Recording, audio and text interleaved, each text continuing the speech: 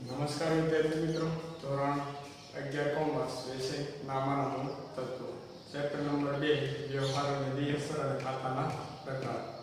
એની અંદર આજે આપણે ઉદાહરણ 10 ની વાત કરવાના છીએ. ઉદાહરણ 1 થી 7 આપણે અભ્યાસ કરી લીધો કે ઉધાર જમા છે કયા નિયમો પ્રમાણે થાય છે, ખાતાના કેટલા નિયમો છે, એ નિયમોનો કઈ રીતના ઉપયોગ કરવો. એ જ નિયમો આધારે આજે આપણે ઉદાહરણ 10 નો અભ્યાસ કરીએ. કે એમાં જોઈએ નીચેના વ્યવહારો રણછોડના ચોપડે કયા ખાતે ઉધાર અને કયા ખાતે જમા કરશો તે જણાવો. એટલે આપણે આ રીતના ખાના દોર્યા છે. સૌથી પહેલા ક્રમ, પછી ખાતાનું નામ, ખાતાનો પ્રકાર, સમજૂતી, ઉધાર અને જમા. પહેલો વ્યવહાર લઈએ. રણછોડે ₹50,000 ની મૂડીથી ધંધો શરૂ કર્યો. રણછોડ છે એ ધંધાનો માલિક છે, એ 50,000 થી ધંધો શરૂ કરે છે. એટલે સૌથી પહેલા તો ધંધાની અંદર શું આવે તો કે રોકડ આવે.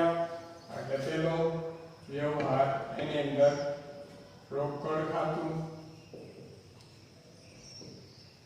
રોકડ આવે એટલે રોકડ ખાતું. અને બીજું તો કે ધંધાનો માલિક છે એ આપે છે તો કયું આવે તો કે મૂડી ખાતું. મૂડી ખાતું. ખાતાનો પ્રકાર રોકડ ખાતામાં કયું આવશે તો કે માલ મિલકત ખાતું. આ ટૂંકમાં મામી ખાતું લખ્યું છે. મામી ખાતું એટલે માલ મિલકત ખાતું. અને મૂડી ખાતાનો પ્રકાર આપણને ખબર છે કે વ્યક્તિ ખાતું. આગળ સમજૂતીમાં રોકડ શું છે તો કે રોકડ આવે છે. રોકડ આવે છે. અને મૂડી છે તો માલિક આપનાર છે. માલિક આપનાર છે. આવે તો કે ઉધાર. આપણો નિયમ છે માલ મિલકત ખાતાનો આવે તો ઉધાર અને વ્યક્તિ ખાતાનો નિયમ આપનાર ખાતે જમા. એટલે આ રીતના ઉધાર અને જમા કરવાનું છે. પછી બીજો વ્યવહાર 20,000 બેંક ઓફ બરોડામાં ભર્યા. 20,000 છે બેંક ઓફ બરોડામાં ભર્યા. બેંક ઓફ બરોડા જે છે એ વ્યક્તિ છે એટલે બેંક ઓફ બરોડા લેનાર થઈ અને ભર્યા એટલે રોકડ જાય છે એટલે બીજું ખાતું આવશે રોકડ ખાતું. તો બેંક ઓફ બરોડાનું ખાતું અથવા તો બેંક ખાતું બંને ચાલે.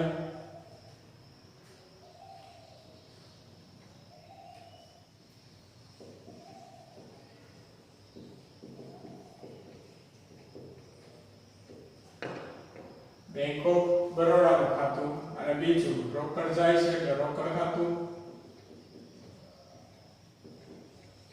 હવે બેંક ઓફ બરોડાનું ખાતું કયું આવશે વ્યક્તિ ખાતું, કારણ કે કાયદેસરની કૃત્રિમ વ્યક્તિ છે. અને રોકડ એટલે માલ મિલકત ખાતું. હવે બેંક ઓફ બરોડામાં જોઈએ તો બેંક ઓફ બરોડા છે એ વ્યક્તિ શું છે લેનાર છે. આપણે ભર્યા ને એટલે બેંક લેનાર. તો બેંક લેનાર અને રોકડ જાય છે. બેંક લેનાર એટલે ઉધાર અને રોકડ જાય છે એટલે જમા. આ રીતના વ્યવહારો ઉધાર કઈ રીતના અને જમા કઈ રીતના થાય એ લખવાનું છે.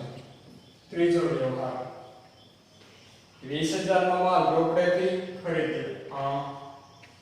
2,000 નો માલ રોકડેથી ખરીદ્યો. 2,000 નો માલ રોકડેથી ખરીદ્યો એટલે માલ આવે છે અને રોકડ જાય છે એટલે બે ખાતા આવ્યું. એક તો ખરીદ ખાતું અને બીજું રોકડ ખાતું. ખરીદ ખાતું અને બીજું રોકડ ખાતું.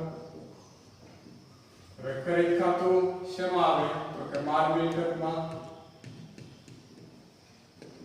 અને રોકડ ખાતું એમાં આવશે એ પણ માલ મિલકતમાં આવશે. તો હવે ખરીદ ખાતું એટલે માલ આવે છે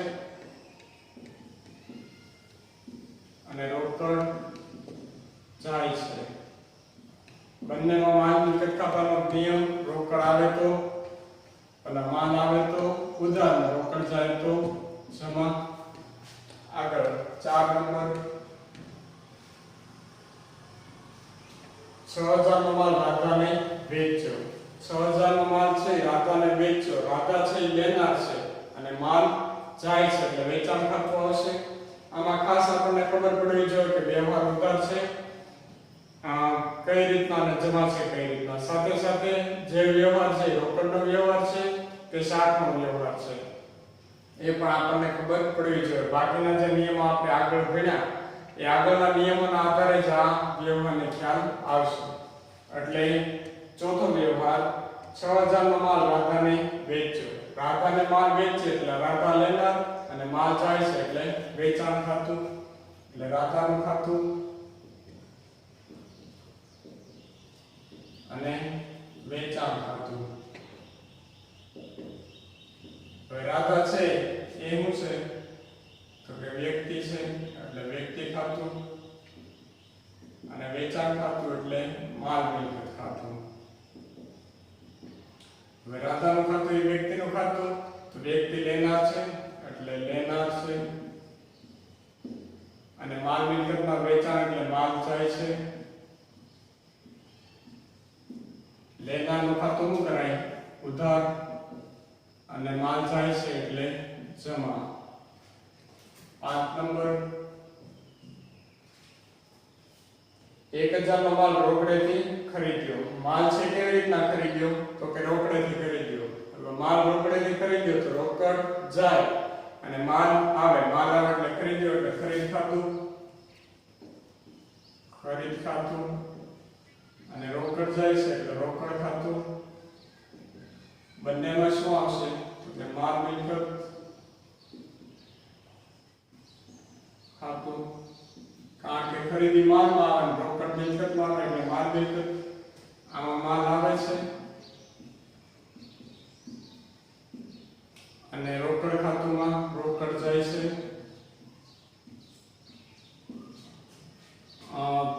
પેલામાં માલ આવે છે એટલે ઉધાર અને રોકડ જાય છે એટલે જમા. અહીંયા ખાસ ધ્યાન રાખવાનું પહેલા હંમેશા ઉધાર આવવું જોઈએ પછી જ જમા આવવું જોઈએ. પહેલા જમાનું પછી ઉધાર આવશે તો ખોટું પડશે. અહીંની વિગતો ભલે બધી સાચી હોય પણ પહેલા જમા લખ્યું પછી ઉધાર લખ્યું તો ખોટું પડશે. એટલે પહેલા હંમેશા ઉધાર ને પછી જમા લખવાનું. આગળનો 6 નંબર એની વાત કરીએ. 2000 નો માલ મીરા પાસેથી ખરીદ્યો. માલ ખરીદ્યો કોની પાસેથી? મીરા પાસેથી. અહીંયા રોકડેથી ખરીદ્યો નથી, અહીંયા શાક ઉપર ખરીદ્યો. આપના કોણ છે? મીરા. હવે ખરીદ્યો એટલે ખરીદ ખાતું આવશે, ખરીદ ખાતું. અને બીજું મીરાનું ખાતું, કારણ કે મીરા આપનાર છે. ખરીદ ખાતું છે તેમાં માલ મિલકત ખાતું અને મીરાનું ખાતું છે એટલે વ્યક્તિ ખાતું. હવે ખરીદ ખાતું એટલે માલ આવે છે અને મીરાનું ખાતું એટલે વ્યક્તિ આપનાર છે.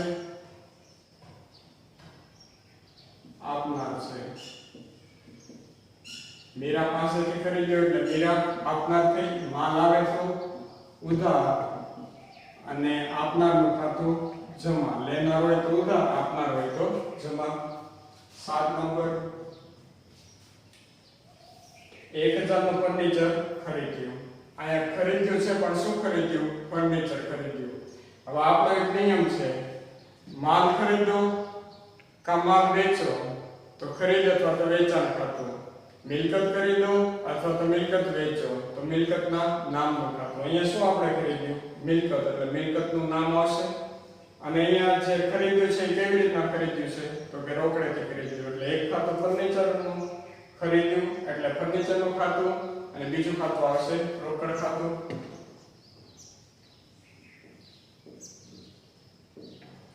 ફર્નિચરનું ખાતું હું લેવા લખ્યું કારણ કે ખરીદ્યું નહીં આવે. માલ ખરીદ્યો તો ખરીદ આવે પણ અહીંયા માલ ખરીદ્યો નથી. અહીંયા શું ખરીદ્યું? મિલકત ખરીદ્યું એટલે મિલકતના નામનું ખાતું ને રોકડ જાય છે એટલે રોકડ ખાતું. ફર્નિચર ખરીદ્યું એટલે એનો પ્રકાર તો કે માલ મિલકત ખાતું અને રોકડ ખાતામાં પણ શું આવશે? માલ મિલકત. ફર્નિચર આવે છે એટલે મિલકત આવે, મિલકત આવે છે એટલે ઉધાર અને રોકડ જાય છે, રોકડ જાય તો જમા. આગળ રૂપિયા 300 નો પરચુરણ ખર્ચ થયો. 300 રૂપિયાનો પરચુરણ ખર્ચ થયો. તો એક તો આપણું ખાતું આવ્યું પરચુરણ ખર્ચ અને બીજું ખર્ચ થયો એટલે રોકડ જાય છે. એટલે બે ખાતાની ખબર પડી. તો પરચુરણ ખર્ચ ખાતું અને એની માટે રોકડ જાય છે એટલે રોકડ ખાતું. આમાં શું કીધું આપણા વ્યવહારમાં કે રૂપિયા 300 નો પરચુરણ ખર્ચ થયો. પરચુરણ ખર્ચ થયો એટલે ખર્ચ છે એ આપણી માટે નુકસાન છે, એક પ્રકારનો ખર્ચ થયો કહેવાય. અને બીજું ખર્ચ થયો એટલે રોકડ જાય એટલે રોકડનું ખાતું. પરચુરણ ખર્ચ એનું ખાતું કયું આવશે તો કે ઉપજ ખર્ચ ખાતું. અને રોકડમાં તો માલ મિલકત ખાતું. ઉપજ ખર્ચમાં ખર્ચ થાય છે એટલે ઉધાર. અને બીજું રોકડ ખાતું તો રોકડ જાય છે. ખર્ચ થાય તો ઉધાર અને રોકડ જાય તો જમા. આગળ 9 નંબર એની અંદર રૂપિયા 200 ડિવિડન્ડ મળ્યું. હવે 200 રૂપિયા ડિવિડન્ડ મળ્યું એ આપણી માટે શું છે તો કે આવક છે. આવક છે એટલે ડિવિડન્ડ આપણને મળ્યું. હવે રોકડ ડિવિડન્ડ મળ્યું એટલે રોકડ ધંધાની અંદર આવે છે. રોકડ આવે તો ઉધાર. હવે રોકડ ખાતું ઉધાર આવશે નહીં કારણ કે ડિવિડન્ડ છે હંમેશા મોટા ભાગે બેંક થ્રુ આપણને મળતું હોય. એટલે રોકડની જગ્યાએ અહીંયા શું લખવાનું તો કે બેંક ખાતું. તો કે બેંક ખાતું. અને બીજું ડિવિડન્ડ મળ્યું એટલે ડિવિડન્ડનું ખાતું.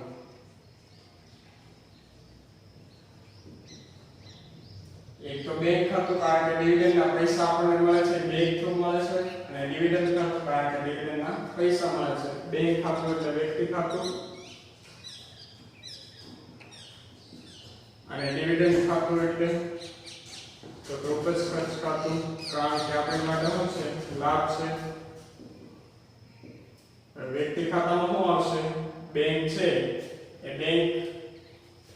બેંક થ્રુ મળ્યું. ડિવિડન્ડ છે આપણને મળ્યું એટલે રોકડ આવે છે. રોકડ આવે છે અને ડિવિડન્ડ એ ધંધાનો લાભ છે.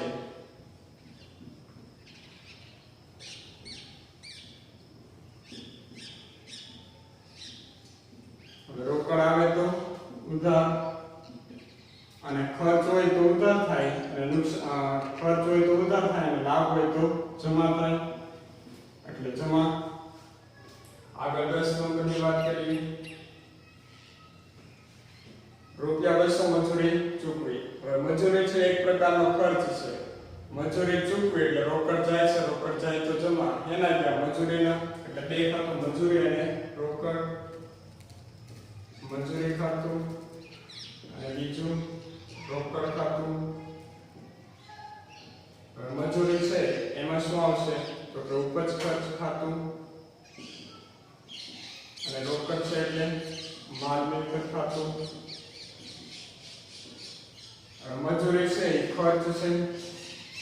મજૂરી ખર્ચ છે અને રોકડ જાય છે. રોકડ જાય છે. મજૂરી ખર્ચ છે એટલે શું આવશે ઉધાર અને રોકડ જાય છે એટલે જમા. આગળ વાત કરીએ 11 નંબર. રૂપિયા 15,000 નું યંત્ર રમેશ બ્રધર્સ પાસેથી ખરીદ્યું. અહીંયા જે વ્યવહાર છે કેવો છે અહીંયા વ્યવહાર આપેલો છે એ ઉધાર વ્યવહાર છે. એટલે યંત્ર ખરીદ્યું એટલે એક યંત્રનું ખાતું આવ્યું. રોકડ નથી આપી પણ ઉધાર છે એટલે રમેશ બ્રધર્સ નું ખાતું. એક આવશે યંત્ર ખાતું કારણ કે અહીંયા ખરીદ ખાતું નહીં આવે. મિલકતની ખરીદી કરી એટલે મિલકતના નામનું ખાતું. અને બીજું ક્યાંથી લીધા તો કે રમેશ બ્રધર્સ પાસે.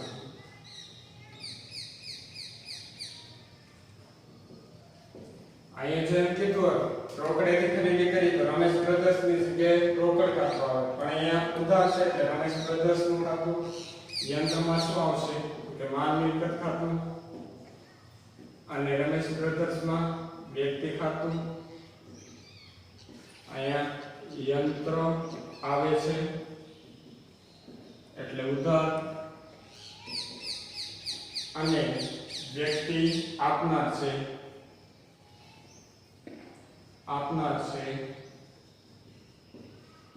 એટલે જમા. આ રીતના દરેક વ્યવહાર છે એની નોંધ આપણે કરવાની હોય છે. આમાં ખાસ તો આપણને એટલો ખ્યાલ આવવો જોઈએ કે ત્રણેય ખાતાના નિયમ આવડવા જોઈએ. તો વ્યક્તિ ખાતું, માલ મિલકત અને ઉપજ ખર્ચ. વ્યક્તિ ખાતાનો નિયમ લેનાર ખાતે ઉધાર, આપનાર ખાતે જમા. માલ મિલકત ખાતાનો નિયમ આવે તો ઉધાર, જાય તો જમા. અને ઉપજ ખર્ચ ખાતાનો નિયમ કે ખર્ચ કે નુકસાન ઉધાર કરો, લાભ કે આવક જમા કરો. પછી તો કે જે વ્યવહાર આપ્યો છે એ વ્યવહાર રોકડ છે કે ઉધાર છે એનો ખ્યાલ આપણને આવવો જોઈએ. આ બધા જે પ્રાથમિક નિયમો આપણે પાકા કર્યા છે એ બધા અત્યારે યાદ હોવા જોઈએ. યાદ હશે તો જ ત્યાં વ્યવહાર આપણે લખી શકશું. કઈ રીતના ઉધાર ને કઈ રીતના જમા, ને ખાસ પહેલું ઉધાર ને પછી જમા, એ રીતના વ્યવહાર લખવા. તો આજે આપણે અહીંયા સુધી રાખીએ.